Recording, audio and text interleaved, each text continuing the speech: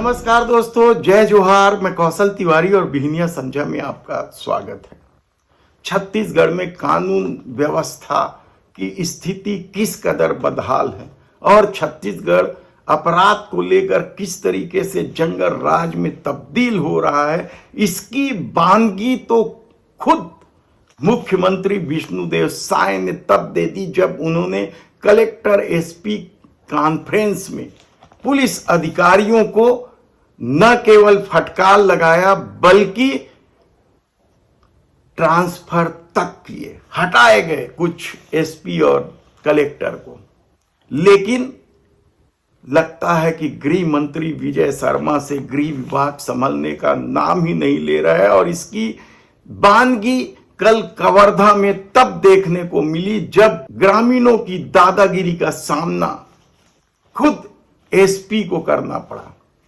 SP के साथ झूमाझटकी हुई, उन्हें गांव में दाखिल नहीं होने दिया जा रहा था। आप सोच सकते हैं कि छत्तीसगढ़ जैसे शांत प्रदेश में यदि अब ग्रामीण इस कदर आक्रोशित हैं, इस तरीके से अपराध की खबरें आ रही हैं।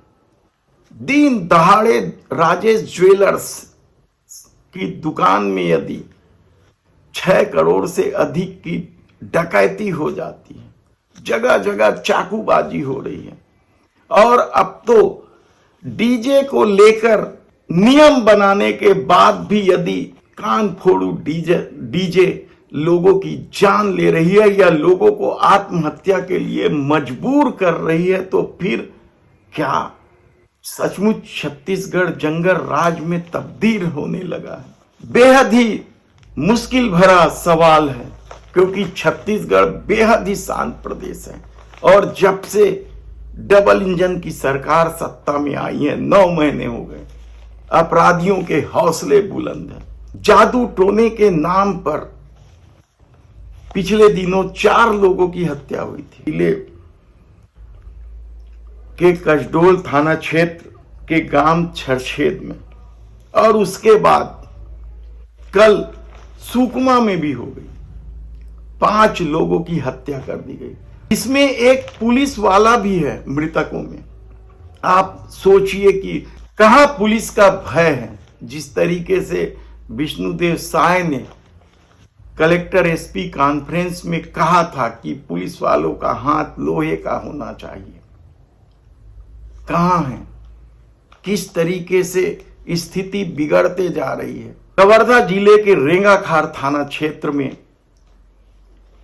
जिस तरीके की घटना सामने आई है, गांव के ही एक युवक की हत्या के संदेही बुजुर्ग के घर में जिस तरीके से ग्रामीणों ने आग लगा दी, एक महिला जलकर मर गई और पुलिस घटना की सूचना मिलने पर एसपी जब दल बल के साथ पहुंचते हैं तो ग्रामीण उन्हें गांव में घुसने नहीं देते, घुसने से रोकते हैं, उनके साथ झूमाझटकी होती है। बड़ी मुश्किल से पुलिस हालात पर काबू पाती है और गृह मंत्री का टका सा जवाब आता है कि स्थिति नियंत्रण में है, ग्रामीण सहयोग कर रहे हैं जांच में।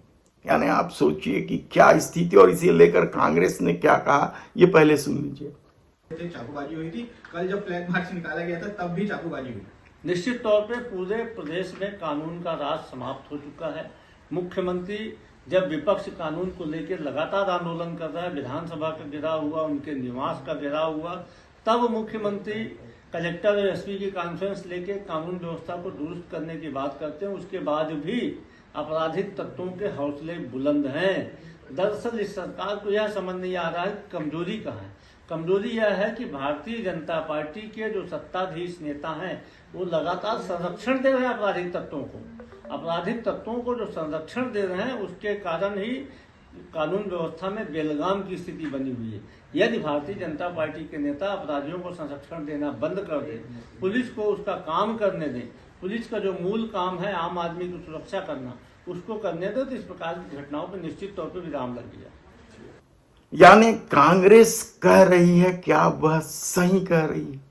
ये बड़ा सवाल है। आप सोचिएगा जरूर कि जिस तरीके से हालात बिगड़े हैं, वैसा हालात क्या छत्तीसगढ़ में कभी था? धन्यवाद।